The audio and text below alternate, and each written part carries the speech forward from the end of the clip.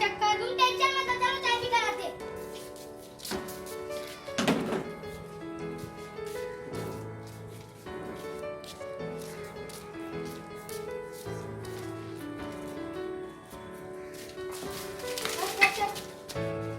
ये कचरा किसने फेंका?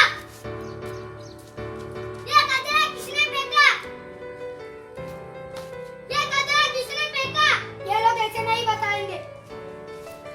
ये चांदी का चमचा किसका है? ये चांदी का चमचा किसका है?